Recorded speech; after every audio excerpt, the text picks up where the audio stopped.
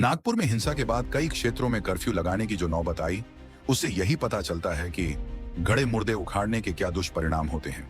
जैसे औरंगजेब की कब्र हटाने की मांग उठाकर गड़े मुर्दे उखाड़ने का अनावश्यक काम किया गया, वैसे ही उसे दयालु शासक बताकर हिंदुओं के भावनाओं का मजाक उड़ाया गया। इसमें कोई दो राय नहीं हो सकती कि औरंगजेब एक क्रूर, कट्टर इस्लामिस्ट शासक था, लेकिन उसकी कब्र हटाने की मांग का भी कोई औचित्य नहीं बनता। आखिर ऐसा तो है नहीं कि उसकी कब्र हट जाने से उसके काले कारनामों पर पर्दा पड़ जाएगा अथवा उन अत्याचारों का प्रतिकार हो जाएगा जो उसने की। कहने का मतलब यह है कि उसकी कब्र को शांतिपूर्ण, कानूनी तरीके से हटा देना चाहिए था।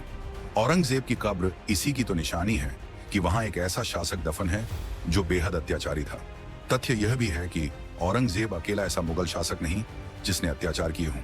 आखिर किन किन मुगल शासकों या अन्य बाहरी आक्रमणकारियों की निशानियों को मिटाने की मांग की जाएगी, ये सारा काम कानूनी प्रक्रिया के साथ सब राज्यों में शांतिपूर्ण तरीके से कर देना चाहिए। क्या ऐसा करने से उनसे जुड़ी कटु स्मृतियां ओझल हो जाने वाली हैं? ये बड़ा सवाल है।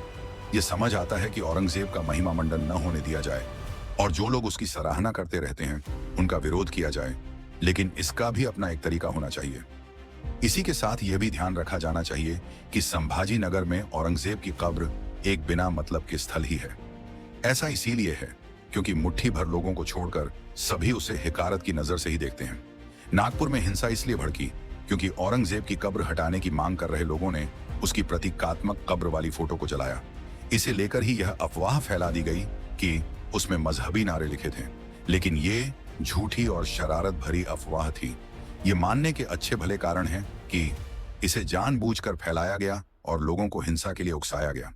यह भी लगता है कि इस अफवाह के सहारे उपद्रव करने की तैयारी किसी विशेष संप्रदाय द्वारा की गई थी।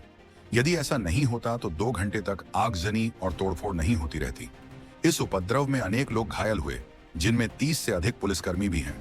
यह ठीक है कि महाराष्ट्र के मुख्यमंत्री यह कह रहे हैं कि पुलिसकर्मियों पर हमला करने वालों को बख्शा नहीं जाएगा, लेकिन इसी के साथ उन्हें यह भी सुनिश्चित करना होगा कि कोई किसी भी मामले पर अपनी पसंद नापसंद प्रकट करते समय बेलगाम न होने पाए।